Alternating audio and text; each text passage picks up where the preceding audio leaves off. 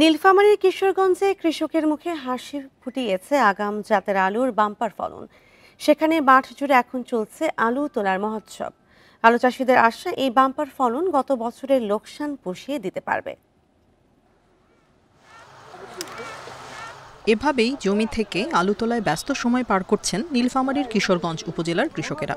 আবহাওয়া অনুকূলে থাকায় আলুর ভালো ফলনে হাসি ফুটেছে কৃষকের মুখে। রবি মৌসুমে স্বাভাবিক সময়ের আগে চাষ করা এই আগাম আলুর ভালো ফলন হলে কৃষকরা ভালো বাজার মূল্য পেয়ে থাকেন।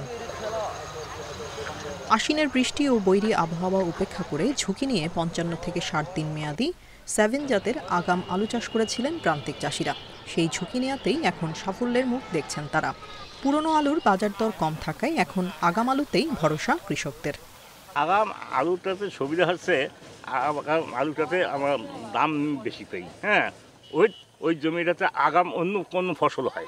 ঘটনা হচ্ছে এবারে যেটা আমরা আগাম আলু লাগাচ্ছি কিছুটা হলে প্রফিট আসছে। ক্ষেত থেকেই বিক্রি হচ্ছে আগাম আলু। প্রতি কেজি নতুন আলু বিক্রি হচ্ছে ৪০ থেকে ৫০ টাকা দরে।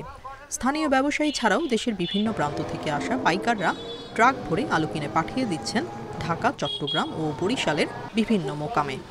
মানুষের আগ্রহ বেশি, কারণ নতুন জিনিস খেতেও ভালো লাগে। বাজার খুব কম, আজকে ৩০ টাকা কেজি, ২৮ টাকা কেজি, ২৬ টাকা কেজি বিক্রি হচ্ছে চাষিরা, আর ব্যাপারীরা এখান থেকে কিনে নিয়ে যাচ্ছে ঢাকায়। আগাম আলুতে কৃষকরা এবার তুলনামূলক ভালো দাম পাবেন এবং গত বছরের ক্ষতি কিছুটা পুষিয়ে নিতে পারবেন বলে মনে করছেন উপজেলা কৃষি কর্মকর্তা।